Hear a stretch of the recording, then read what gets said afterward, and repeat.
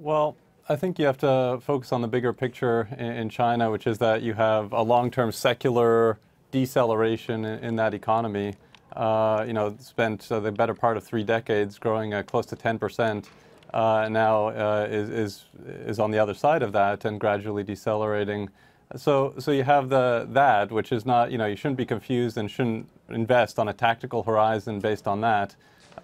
In the near term, I also think growth can be a little bit misleading. So you have to take into account the fact that policy in China is actively leaning against any cyclical weakness that you might see. So while it's true that you have seen a slowdown in a cyclical fashion, so above and beyond that trend, you're also seeing monetary policy ease, you're seeing fiscal policy pick up. And so I don't think growth in China is really the best measure, because you're going to see you have all this stimulus in the pipeline to pick it up.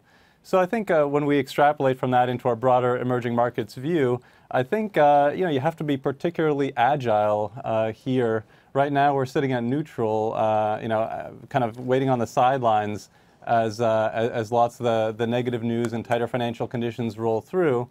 It's not impossible to imagine a scenario between the combination of China's stability and their growth outlook, financial conditions stabilizing, some better news on trade, the dollar. So you have to have a lot of things happen to go right, but I think you'd want to be on watch for those things to turn before jumping back into EM. So you're cautious on EM. I'm extrapolating cautious also on China. And this doesn't make you worried. I guess the question I was asking you was effectively, does this make you concerned about U.S. corporate earnings, the fallout from China? Because it seems like investors are looking through that saying, you know what, we are the best house in the whole neighborhood right now. I mean, our guest in the previous segment just said that. Can we still believe that, even if there is some signs of weakness? Yeah, I think you'd be best off having a slight tilt towards the U.S. right now. I mean, we think about that in sort of 2 ways. One, over the course of the cycle, and I think it's pretty unambiguous that now we are in the late phase, somewhere in the late phase of this expansion, that the U.S.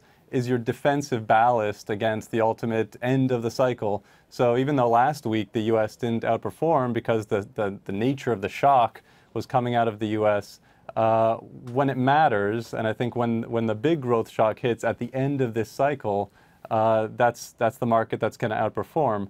And then, of course, you have earnings, and the fact that as we look at the high-frequency data and what's flowing through what should be an okay earnings season, I think you're still looking at that and saying this is where the action is in terms of earnings and growth. And so sort of it's a good way at the moment to play offense and defense, and we've been leaning into that as a way of funding a bit of a tilt into equities across our global multi-asset portfolios. As I mentioned, we're neutral EM, and where we're underweight to some extent is Europe, where we see a very narrow path for European equities outperforming. And so I'm not sure which house on the block the U.S. is, but we like it for now.